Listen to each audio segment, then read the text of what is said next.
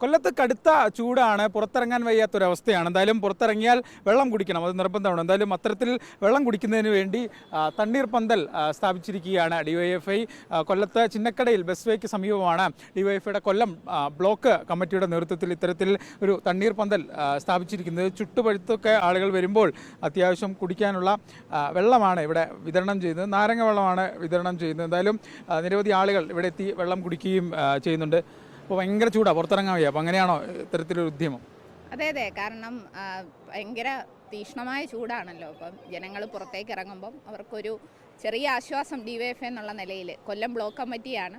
പിന്നെ നേതൃത്വമായി നിൽക്കുന്നത് പവിത്രയുണ്ട്, ബിലാലുണ്ട്, നമ്മുടെ കുട്ടികളെല്ലാവരും കൂടെ.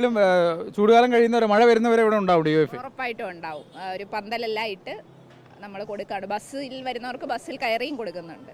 എന്തായാലും നല്ല തണുത്ത നാരങ്ങ വെള്ളം ചിന്നക്കടയിലെത്തിയാൽ കുടിക്കാം. അതിനുള്ള സൗകര്യം ഡിവൈഎഫ്ഐ ഇവിടെ ഒരുക്കിയിട്ടുണ്ട്. ചൂടുകാലം അവസാനിച്ച് മഴ വരുന്നവരെ ഈ നാരങ്ങ വെള്ള വിതരണം ഇവിടെ തന്നെ ഉണ്ടാവുമെന്നാണ് ചിന്ത പറയുന്നത്. ഈ വനിതാ ബ്ലോക്ക് സെക്രട്ടറിയുടെ നേതൃത്വത്തിലാണ് എന്തായാലും ഇവിടെ നാരങ്ങ വിതരണം നടക്കുന്നത്. തകൃതിയായി നടക്കുകയാണ്. എന്തായാലും തണുത്ത് വേർത്ത് ദാഹിച്ചൊക്കെ വരുമ്പോൾ ചിന്നക്കടയിൽ വരുമ്പോൾ ഇവിടുന്ന് ഡിവൈഎഫ്ഐയുടെ നാരങ്ങ വെള്ളമൊക്കെ കുടിച്ച് മടങ്ങാം.